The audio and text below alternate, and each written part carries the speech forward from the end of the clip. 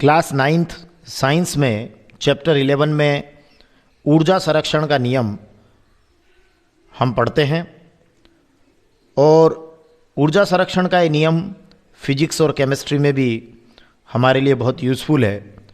तो इस कॉन्सेप्ट को हमें समझना चाहिए कि क्या है ऊर्जा संरक्षण का नियम, और इस पर कुछ रीजनिंग के क्वेश्चन भी हम देखेंगे। जैसे यहाँ लिखा है कि एक बैटरी बल्ब को जलाती है और इस प्रक्रम में कौन कौन से ऊर्जा रूपांतरण होते हैं, मतलब ऊर्जा का जो रूप बदलता है वो किस किस तरीके से बदलता है जब एक बैटरी बल्ब को जलाती है। एग्ज़ाम में क्वेश्चन आया हुआ भी है एनसीईआरटी का। तो हमें ये देखना है कि जो बैटरी है, तो हमें पता है कि बैटरी के माइनस से जो है बल्ब का एक सिरा और बल्ब का दूसरा सिरा बैटरी के प्लस से जोड़ते हैं तो ये बल्ब हमारा जलता है। तो वो प्रश्न ये हो रहा है कि इस प्रक्रम में कौन कौन सी ऊर्जा आ रही है या ऊर्जा का रूपांतरण किस तरीके से हो रहा है। तो सबसे पहले हमें स्टार्ट यहाँ से करना चाहिए। बैटरी है मतलब इसके अंदर केमिकल है, तो हमें पता है कि ये जो केमिकल है इसमें बैटरी के अंदर जो है वो केमिकल एनर्जी होती है ना, रासायनिक ऊर्जा होती है। और रासायनिक ऊर्जा होती है और फिर बैटरी के धन और ऋण सिरों के बीच का जो विभवांतर होता है, उस विभवांतर के कारण क्या होता है, विद्युत ऊर्जा मतलब विद्युत धारा का प्रवाह होता है। तो एक हो गया रासायनिक ऊर्जा, एक हो गया विद्युत ऊर्जा। अगर हम ट्रेडिशनल बल्ब की बात करें तो ज़्यादा अच्छे से समझ सकते हैं कि उसका फिलामेंट क्या होता है, गर्म होता है और फिर बल्ब प्रकाश देने लगता है। तो इस तरीके से हमें जो ऊर्जा मुख्य रूप से यहाँ दिखाई दे रही है कन्वर्ट होती हुई, वो रासायनिक ऊर्जा विद्युत ऊर्जा में, और उसके बाद विद्युत ऊर्जा ऊष्मा ऊर्जा और प्रकाश ऊर्जा के रूप में होती है। तो जब बैटरी को बल्ब से जोड़ते हैं तो क्या होता है, रासायनिक ऊर्जा का विद्युत ऊर्जा में रूपांतरण होता है और बल्ब के जलने के दौरान क्या होता है, ऊष्मा ऊर्जा और प्रकाश ऊर्जा में उसका रूपांतरण होता है। तो इस तरीके से हम रासायनिक ऊर्जा, विद्युत ऊर्जा, ऊष्मा ऊर्जा और प्रकाश ऊर्जा, इस प्रकार से हम बैटरी जब जलती है, बैटरी जब बल्ब को जलाती है तो इस प्रक्रम में इस प्रकार से ऊर्जा का रूपांतरण होता है। ये हमें बताना चाहिए। तो अब बात यह है कि ऊर्जा संरक्षण का नियम क्या है। बिल्कुल लग रहा है कि ये ऊर्जा का स्थानांतरण हुआ है, मतलब ये क्या हुआ है, ऊर्जा का रूपांतरण हुआ है, ऊर्जा एक रूप से दूसरे रूप में बदली है।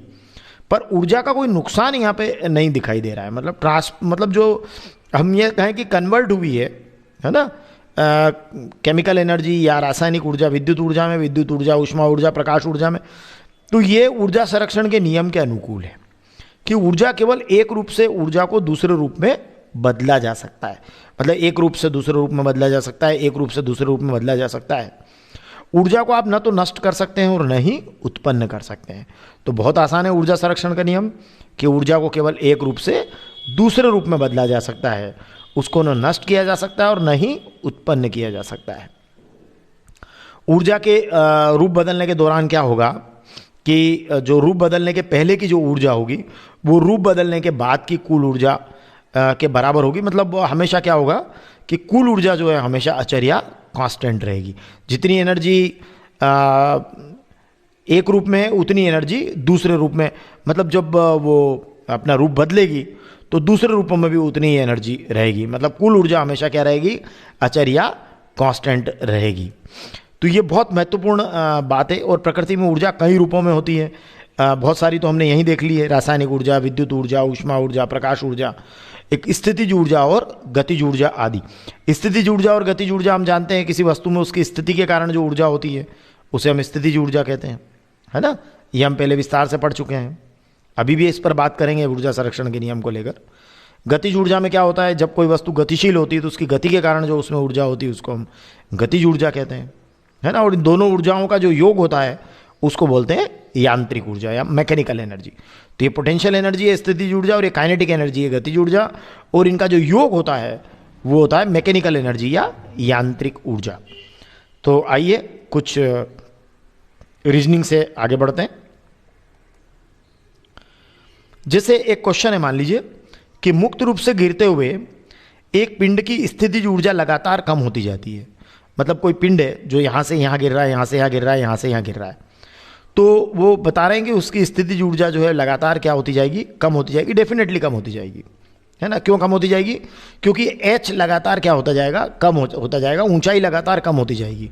याद रखिएगा कि स्थितिज ऊर्जा जो होती है वो किसी जो वस्तु होती है उसकी स्थिति विशेष जो होती है, जैसे वो यहाँ है, पृथ्वी तल से अगर इतनी ऊंची है तो उसकी गुरुत्वीय स्थितिज ऊर्जा यहाँ से ज़्यादा है, यहाँ है तो यहाँ से ज़्यादा है, यहाँ है तो इन दोनों जगह से ज़्यादा है, तीनों जगह से ज़्यादा है।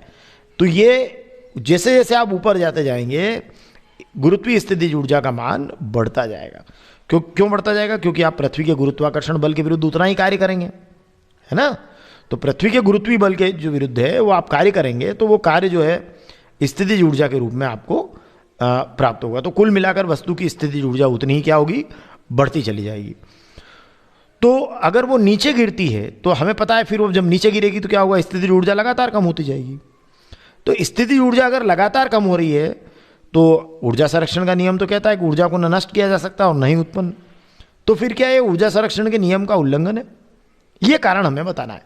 अब देखिए यहाँ डायग्राम को आप ध्यान से देखिएगा कि ये मुक्त रूप से इसको गिरना है। तो सबसे पहले आप देखिएगा कि ए पर अगर हम बात करें तो यहाँ एच ऊंचाई है, एम मान लीजिए इसका द्रव्यमान है ना, और जी गुरुत्वीय त्वरण है, पृथ्वी का गुरुत्वीय त्वरण है। तो यहाँ एच ऊंचाई पर स्थितिज ऊर्जा कितनी होगी, mgh। ये आप याद रख लीजिएगा, स्थितिज ऊर्जा का सूत्र होता है mgh, हम इसका डेरिवेशन भी कर चुके हैं पिछले वीडियोस में। और गतिज ऊर्जा का सूत्र होता है हाफ mv²। तो इस पॉइंट ए के ऊपर गतिज ऊर्जा 0 क्यों लिखी है? उसका कारण ये है कि ये वस्तु यहाँ पर रखी हुई है, अब यहाँ से गिरेगी तो इसका वेग 0 है, तो v 0 होने के कारण गतिज ऊर्जा क्या हो गई है, 0 हो गई है। तो हाफ m इंटू 0 का स्क्वायर तो 0 हो गया। तो यहाँ स्थितिज ऊर्जा mgh है, गतिज ऊर्जा 0 और यांत्रिक ऊर्जा मतलब इन दोनों का जो योग है 0 प्लस mgh या mgh प्लस 0 क्या है, mgh है। अब हमें देखना है कि जब ये गिरती है तो गिरने के दौरान जो है ये स्थितिज ऊर्जा तो लगातार क्या होती जाएगी, कम होती जाएगी। डेफिनेटली हम देख ही रहे हैं, क्योंकि उससे यहाँ आएगी तो कम और कम होगी, यहाँ आएगी तो और कम होगी, यहाँ तो 0 ही हो जाएगी, क्योंकि यहाँ पे एच 0 हो जाएगा तो स्थितिज ऊर्जा 0 हो जाएगी। तो क्या ये ऊर्जा संरक्षण के नियम का उल्लंघन है, बताना है। तो चलिए यहाँ से यहाँ आते हैं, यहाँ से देखिए आप कैसे होता होगा। देखिए यहाँ से यहाँ आ गए, फिर यहाँ से यहाँ आए, देखिए लगातार नीचे आ रही है। और डेफिनेटली लगातार नीचे आने की प्रक्रिया के दौरान क्या हो रहा होगा, ये देखिए नीचे आ गई, मतलब बिल्कुल यहाँ आ गई। तो यहाँ जब ये आ गई तो आपने जो ऑब्जर्वेशन लिए वो देखिए, जैसे जैसे नीचे आती गई स्थितिज ऊर्जा क्या होती गई, घटती गई, क्योंकि ऊंचाई लगातार क्या होती जा रही है, घटती जा रही है, ठीक है। और गतिज ऊर्जा क्या होती गई, बढ़ती गई, क्योंकि जैसे जैसे नीचे आएंगे वेलोसिटी आपकी क्या होगी, बढ़ेगी। तो गतिज ऊर्जा आपकी लगातार क्या होती गई, बढ़ती गई। तो स्थितिज ऊर्जा घटती गई, गतिज ऊर्जा बढ़ती गई, ठीक है। अब जब एकदम यहाँ नीचे आ गए तो यहाँ देखिए एच 0 हो गया है, तो mgh, एच की जगह 0 जैसे रखेंगे स्थितिज ऊर्जा क्या हो जाएगी, mg गुणित 0 बराबर 0 हो गई। और जो गतिज ऊर्जा है वो बढ़ती बढ़ती बढ़ते बढ़ते यहाँ आने पर कितनी हो जाएगी, इसको देखते हैं। तो गतिज ऊर्जा यहाँ आने पर हो जाएगी mgh, है ना, मतलब ये वेग इस जगह आकर सर्वाधिक हो जाएगा और गतिज ऊर्जा हो जाएगी आपकी mgh, ये गतिज ऊर्जा का मान हो जाएगा। अब इन दोनों का फिर योग देख लीजिए आप, तो इन दोनों का योग वापस यांत्रिक ऊर्जा कहलाएगा और वो कितनी हो गई, mgh। तो ये तो ऊर्जा संरक्षण के नियम के अनुकूल ही कि स्वतंत्रतापूर्वक अगर कोई वस्तु मुक्त रूप से गिर रही है तो उसकी कुल यांत्रिक ऊर्जा नहीं आती। हाँ, ये जरूर हो रहा है कि स्थितिज ऊर्जा लगातार घटती जा रही है और गतिज ऊर्जा लगातार बढ़ती जा रही है, पर गति के प्रत्येक बिंदु के ऊपर ऐसा होगा, आप यहाँ ले लीजिए, यहाँ ले लीजिए, यहाँ ले लीजिए, स्थितिज और गतिज ऊर्जा का योग हमेशा mgh होगा, मतलब यांत्रिक ऊर्जा के योग के क्या होगा, बराबर होगा। मतलब जितनी जितनी स्थितिज ऊर्जा कम होती जाएगी उतनी उतनी गतिज ऊर्जा बढ़ती जाएगी। और मार्ग के सभी बिंदुओं पर स्थितिज ऊर्जा और गतिज ऊर्जा का योग, मतलब कुल मिला के जो यांत्रिक ऊर्जा है वो नियत रहेगी, उसका नाम मान हमेशा mgh रहेगा, 0 प्लस mgh या mgh 0 प्लस mgh। देखिए आप, ये mgh plus 0 is equal to mgh, 0 plus mgh is equal to mgh, है ना। तो ये ऊर्जा संरक्षण के नियम के अनुकूल है। यहाँ हमने वायु के प्रतिरोध को क्या ले लिया है, नगण्य ले लिया है। तो हमने ये अध्ययन किया कि ये बात सही है कि मुक्त रूप से गिरते हुए पिंड की स्थितिज ऊर्जा लगातार कम होती जाती है, परंतु साथ साथ उसी वक्त उसी उसी वक्त गतिज ऊर्जा लगातार बढ़ती जाती है। और सबसे बड़ी बात यह कि जितनी स्थितिज ऊर्जा कम होती जाती है उतनी ही गतिज ऊर्जा बढ़ती जाती है। और इस ये जो नीचे गिरती हुई जो वस्तु है तो उसके मार्ग के प्रत्येक बिंदु पर ये स्थितिज ऊर्जा और गतिज ऊर्जा का योग मतलब यांत्रिक ऊर्जा जो है वो कांस्टेंट रहेगी, नियत रहेगी। और ये बात क्या है, ऊर्जा संरक्षण के नियम के क्या है, अनुकूल है। चलिए और कुछ कॉन्सेप्ट को समझते हैं। अब देखिए यहां एक बात देखते हैं। 4 किलोग्राम द्रव्यमान का एक पिंड है और उसको धरती से आपने उठाया, ऐसे ऊपर ले गए आप 5 मीटर तक की ऊंचाई तक, ऐसे ले गए आप ऊपर 5 मीटर। अब आपको उठाना ही पड़ा होगा 5 मीटर की ऊंचाई तक। तो डेफिनेटली जब आपने उसको 5 मीटर की ऊंचाई तक उठाया है तो आपने क्या किया है, उठाने पर उसकी गुरुत्वीय स्थिति ऊर्जा है, स्थिति ऊर्जा को बढ़ा दिया है। ठीक है, क्योंकि ये यहाँ से देखिए अभी इसको उठाने में जो किया गया कार्य है ना, वो स्थिति ऊर्जा के रूप में आएगा। तो स्थिति ऊर्जा कितनी है, तो स्थिति ऊर्जा तो हम जानते हैं कि अगर h ऊंचाई तक उठाया और m द्रव्यमान का पिंड है तो स्थिति ऊर्जा हो जाएगी mgh। स्थिति ऊर्जा का फार्मूला क्या है, mgh। गतिज ऊर्जा का क्या है, हाफ mv², फिक्स है। तो स्थिति ऊर्जा क्या हो गई बोलिए, mgh हुई, m कितना है 40 किलोग्राम, h कितना है 5 मीटर। स्थिति ऊर्जा निकालना है, एक बहुत आसानी से निकल जाएगी। 5 मीटर की ऊंचाई पर स्थिति ऊर्जा मतलब इस जगह स्थिति ऊर्जा कितनी होगी, mgh लगा दीजिए तो ये आपका हो जाएगा 40, m की जगह g की जगह 10 मीटर पर सेकंड दिया है, अगर 9.8 दे तो 9.8 लिखिएगा। ठीक है, और गुणित 5 तो कितना हो गया है, ये हो गया 5 मीटर की ऊंचाई पर जो आपकी स्थिति ऊर्जा है वो 2000 जूल हो गई। अब इस पिंड को वापस आप कह रहे हैं कि मुक्त रूप से गिरने दिया जाए, जैसा कि अभी हमने पिछले क्वेश्चन में देखा था। तो पिंड जब आधे रास्ते में आता है मतलब लगभग यहां आ जाता है तो उसकी गतिज ऊर्जा कितनी होगी। आधे रास्ते पर आ जाए मतलब वो क्या है कि हम एक बात को यहाँ थोड़ा सा देख लें कि 5 मीटर की ऊंचाई पर गतिज ऊर्जा कितनी है, क्योंकि गतिज ऊर्जा पूछ रहा है आधे रास्ते में। तो पहले यहाँ मालूम कर ले 5 मीटर की ऊंचाई पर गतिज ऊर्जा कितनी है। तो यहाँ तो वो स्थिर है भाई, यहाँ से तो गिरना है उसको, तो यहाँ वो स्थिर है तो वेग उसका 0 है, तो गतिज ऊर्जा कितनी होगी, 0 होगी। ये हमें पता है, इस जगह तो गतिज ऊर्जा क्या होना है, 0। स्थिति ऊर्जा mgh जो 2000 जूल है, गतिज ऊर्जा 0। तो इस 5 मीटर की ऊंचाई पर यांत्रिक ऊर्जा कितनी है, मतलब स्थितिज और गतिज ऊर्जा का योग कितना है, 2000 + 0 बराबर 2000 जूल। मतलब यहाँ पर ये कितना है, 2000 जूल मतलब यांत्रिक ऊर्जा है। ठीक है, अब इसको गिराएं पर और गिराएंगे और देखेंगे कि ठीक आधे रास्ते पर क्या होता है। देखिए ये आपने गिराया तो आधा रास्ता मतलब 2.5 मीटर पर देखना है आपने, 2.5 मीटर पर ये गिराया तो ये यहाँ आई, तो इधर भी 2.5 मीटर है, इधर भी 2.5 मीटर है। ठीक है, तो अब आप देखते हैं, अब आगे बढ़ते हैं अपन। तो आपने अगर पिंड को मुक्त रूप से गिरने दे तो आधे रास्ते पर मतलब यहाँ आ गए अपन भाई, यहाँ से यहाँ तक पूरा रास्ता है, ये आधा रास्ता मतलब ये 5 मीटर है, तो ये यहाँ से यहाँ तक 2.5 मीटर और यहाँ से यहाँ तक 2.5 मीटर। तो आधे रास्ते पर क्या करना आप कि आप ऐसे ही निकालना, 5 मीटर की ऊंचाई पर जैसे आपने स्थिति ऊर्जा निकाली थी ना, वैसे ही आप 2.5 मीटर की ऊंचाई पर निकालना। तो 5 की जगह 2.5 लिख देना और सेम तरीके से हल करना। तो 5 की जगह चूंकि 2.5 हुआ था, आंसर भी आधा हो जाएगा, है ना।